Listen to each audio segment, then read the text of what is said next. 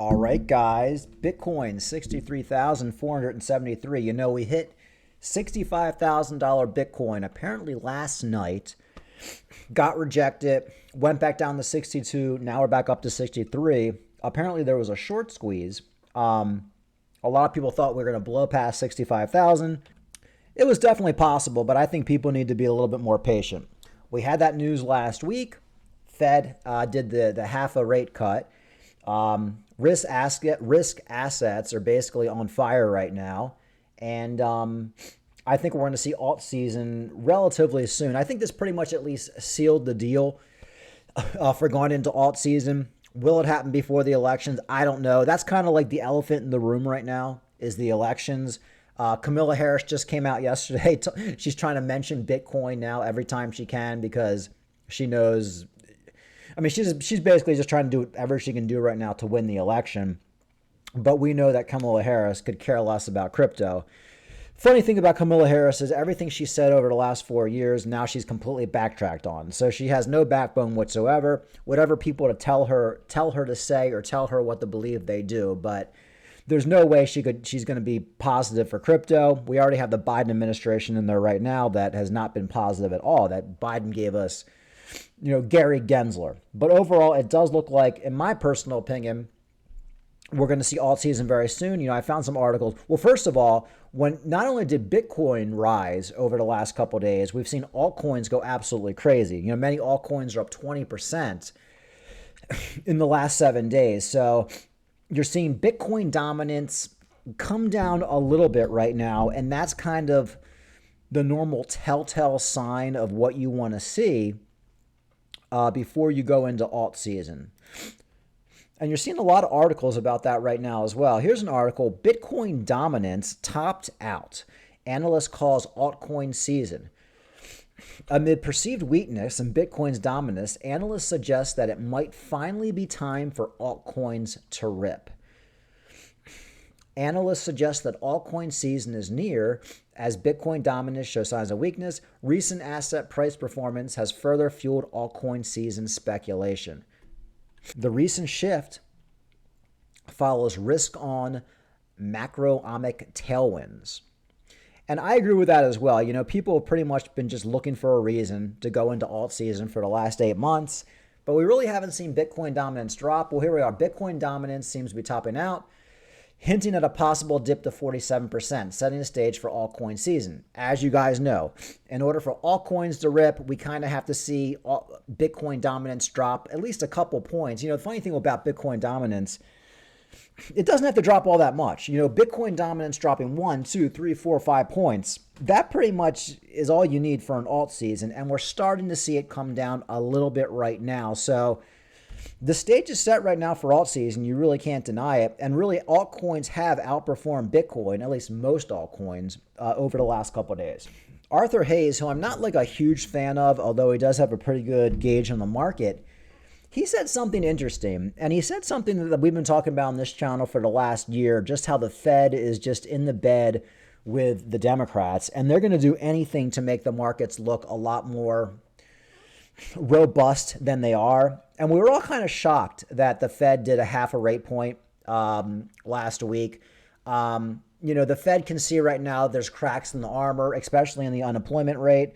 You're seeing a lot of illegals. We talked about that last video. Illegals coming in, taking people's jobs, and that's affecting the unemployment rate. And what the Fed kind of did was they came out with that half a rate cut to make sure, because they knew if they did a 25 point, it wasn't a guarantee that was going to stimulate the economy enough. And that means going into elections, the stock market could be a little wishy-washy. But by doing a 50 point or 0.5 point rate cut, it pretty much guaranteed that stimulus, that stimulation, that euphoria that people are going to get knowing that we're getting that rate cut would probably last a couple months and hopefully go into the election before everything pretty much crashes into oblivion, because the Fed knows that the job market right now and the overall economy really is just kind of be propped up. Well, I was kind of surprised, but Arthur Hayes kind of said that as well. And like I said, while I'm not always a big fan of Arthur Hayes, he is a smart guy and he does have a good gauge on the market. So what he says right here is kind of interesting. So I want to play that. kind of just reiterating what I just said, that kind of like the Fed is, they're just making sure that they can make the economy stay nice until the election, and by doing the 0.5 rate cut, they pretty much guarantee that. So let's listen for a second. To help Kamala Harris win the election, and obviously this sort of fits within that thesis, because if you look at the U.S. economy, it's extremely strong. GDP growth for third quarter this year was about, I think, 2-point-something% positive real growth. There's still unemployment is still quite low on historical standards. And why is the Fed cutting rates? It seems like the current rate regime was perfectly fine with a growing U.S. economy. So what was so bad that they needed to cut a 0.5%, largest rate cut since March of 2020?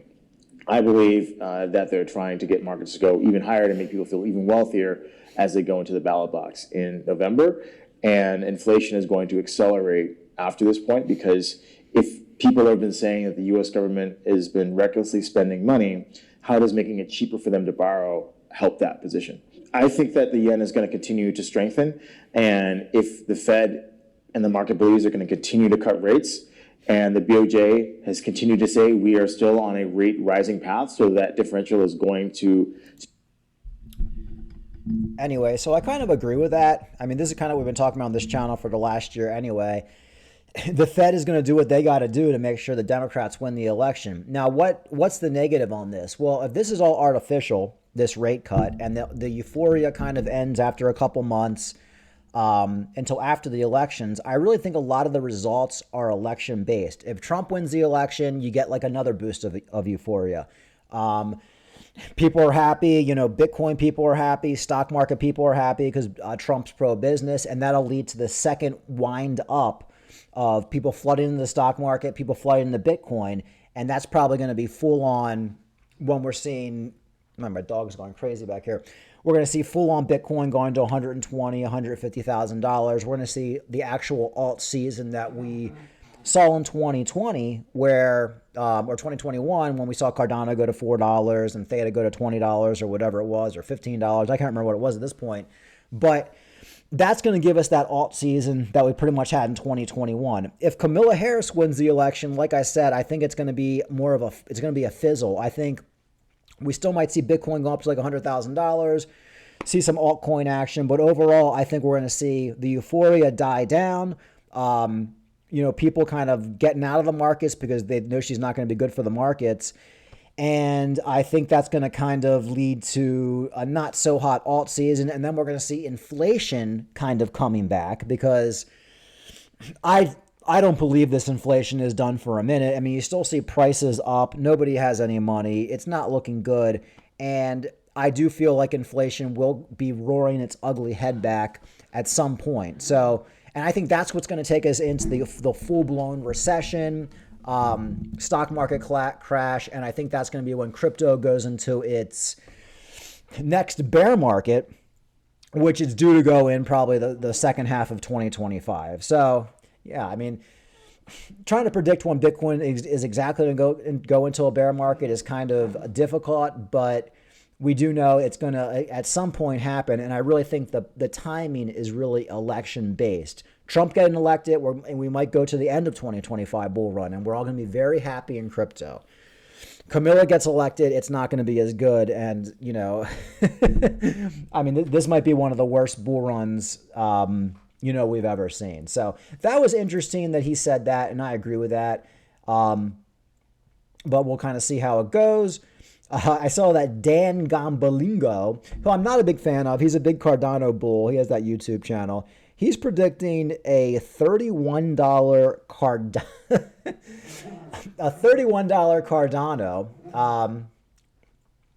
Crypto capital venture guy predicted that Cardano is on the brink of a major breakout. I do agree with that.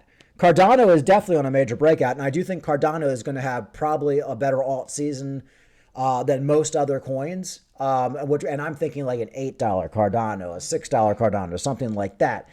Now, I will point out that Don Bangaglinglo, or whatever the fuck his name is, like, he was completely wrong last bull market. I always pointed out that I didn't have a YouTube channel, but I was on his comments, basically just telling them that the bull market was over when Cardano hit $3 or $4 or whatever it was, and they were all basically telling me I was an idiot.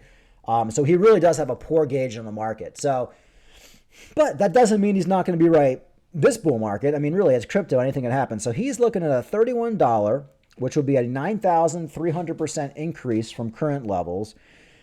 He highlighted that the market has faced 180 days of downside, March setting the stage for this anticipated surge. Look, guys, I hope if we get a $31 Cardano, I mean, I never have to work again, and I'm going to be like just doing whatever I want forever. So I would love to get a $31 Cardano. I just don't think it's going to happen. And the thing with these $31 Cardano predictions, just like I think Dan was predicting like a $10 Cardano last bull market. The problem with these very popular YouTubers making these predictions is they get a lot of people wrecked. Because now when Cardano hits $6, $7, $8, hey, maybe we'll hit a $10 Cardano. I mean, that's definitely in the cards.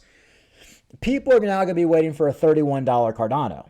And all of his followers are going to be waiting for it. And it's not going to happen. And then they're going to, we're going to be at a $10 Cardano or an $8 Cardano. And then the bear market's going to hit. You wake up one day and then we're at a $6 Cardano, $5 Cardano, $4 Cardano. Oh my God, we're going to bounce. We're definitely going to bounce. And then we're at 3, then we're at 2. Oh my God. And then basically everybody just commits suicide. That's pretty much how it goes. And people do commit suicide. And that's the same thing that happened last bull market when I was begging people to sell their Cardano at $2, $3. And, they were holding out for $8 or $9 because of this damn bunglinglo. And, he does tell people to take profits, but if you just say take profits, it really doesn't help. You really have to, when you have one of these YouTube channels, you really have to go in and tell people and show them, okay, we're selling right now. Okay, we're setting stop losses right now. Like, you really have to be specific, because just saying take profits is almost like when you see like those gambling commercials and they give you a whole 2-minute thing about how you can win all this money in the slot machines. And then at the very end, they say, and if you have a gambling problem, seek help. You know what I mean? It just doesn't mean anything. You really have to be more specific when you say take profits. So, but I do agree we are on the break of an alt season for Cardano, and I wouldn't be making YouTube videos if I didn't believe it. And Cardano is I think it's my biggest bag. Cardano and Theta. I may actually hold more Theta than Cardano, but it's irrelevant. I mean, they're both very big bags for me. So I think Cardano is on the start of a bull market, but Cardano is not going to start its bull market before the other coins.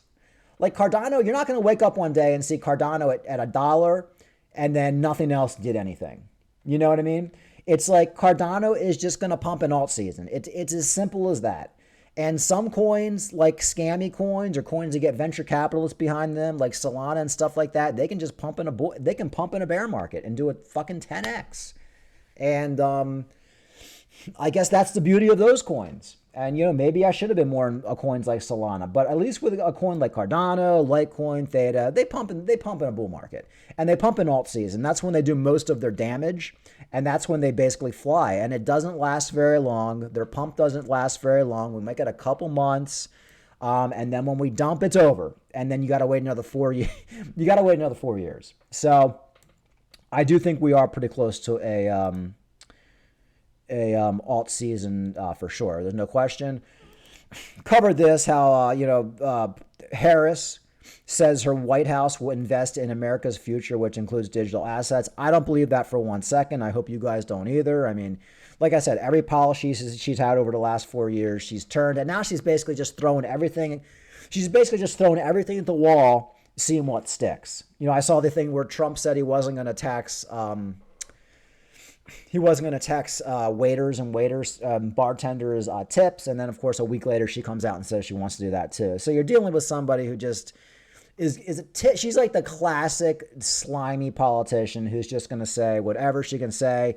Defund the police 3 years ago. Now she loves the police. It's just like end fracking, end fossil fuels. Everybody has to have an electric car by 2030. Now she says that's not going to happen. So we know she's completely controlled. You got to be a lunatic to vote for her, right? I mean, unless you're unless you're like some ghetto thug who lives in the city and you want to be able to like loot people's restaurants and bars and get away with murder and be able to like rob people without going to jail, like that's the only way I could see anybody voting for Kamala Harris. Like basically if you're a criminal. All right, let's see what else. I want to talk about Hex really quick. I had somebody ask me the other day, what do I think is going to happen with Hex? I saw that he's not been criminally charged by the SEC, but the SEC like filed something against him where for having like an unregistered security. And now it looks like Finland, where he was living, Hex founder Richard Hart, suspected of tax evasion in Finland. Richard Schuler, aka Richard Hart, is already at the center of an SEC suit. Now he has issued in Finland, his chosen country of residence. Richard Schuler, also known as Richard Hart, has been remanded into custody. Into Finland. The American founder of the pulse chain crypto firm is a resident of Helsinki and is suspected of tax evasion and assault. I wonder what that's about. I didn't even hear about that. Let's see. In the United States, Hart is facing Securities and Exchange Commission suit for alleged unregistered securities offerings. What's this assault all about? Helsinki police detective told that Hart's incoming reporting did not match the tax services. Okay, well, I mean, that seems like kind of a dumb charge. I mean, like, I feel like he's just like a big guy that they're going after. Based on the very considerable amount of money in question, the long-term and planned nature of the activity, there are grounds to suspect tax evasion. I mean, I'm sure Richard Hart, making a lot of his money in crypto, did not file the proper taxes in Finland, especially when he's like from the United States. And he probably did it purposely too. I'm not saying like Richard Hart is some great guy, but I'm just I don't know. I don't know if that's really going to go anywhere. Let's see. The SEC sued Hart in 2023, alleging that he had unregistered securities.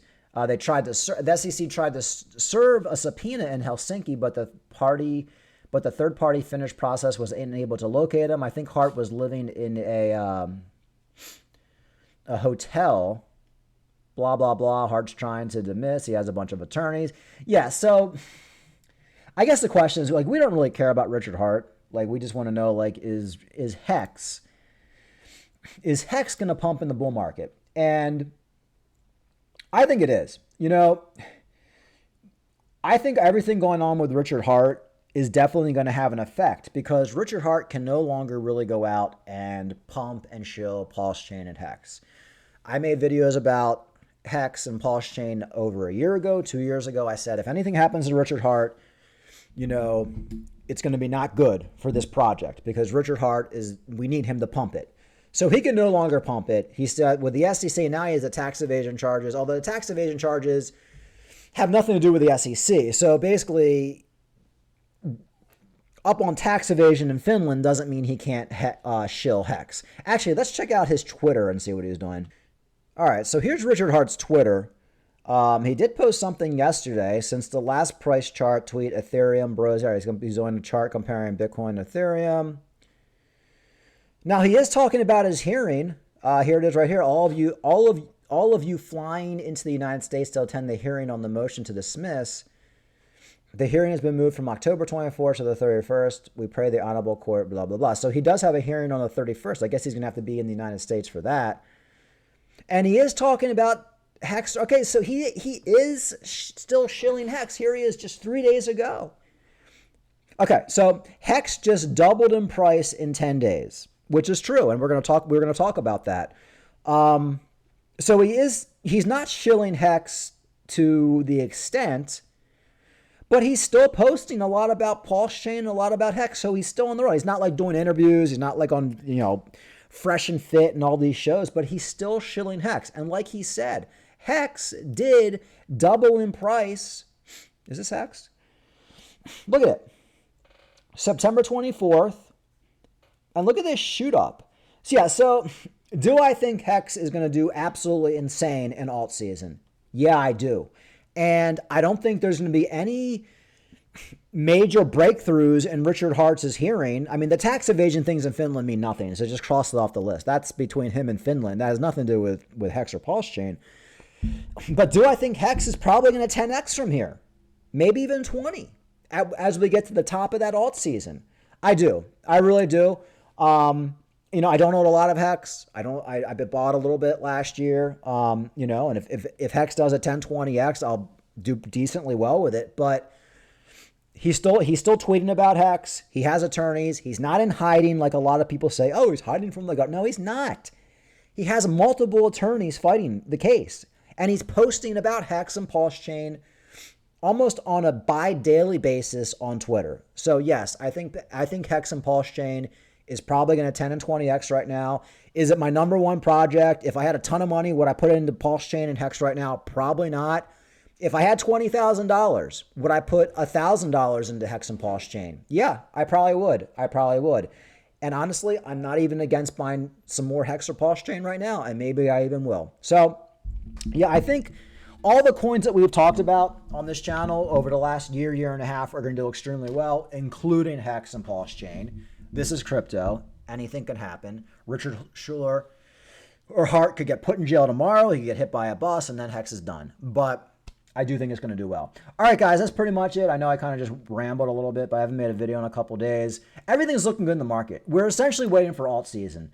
I like what we're seeing. I like how the Bitcoin dominance is going down. I like how we hit 65,000 and we had a short squeeze and we got rejected. And now we're climbing back up again. I like how altcoins, many of them are up 10, 15, 20, 30. Hex, double. Hex up 100% over the last 10 days. I like what I'm seeing. I really like what I'm seeing.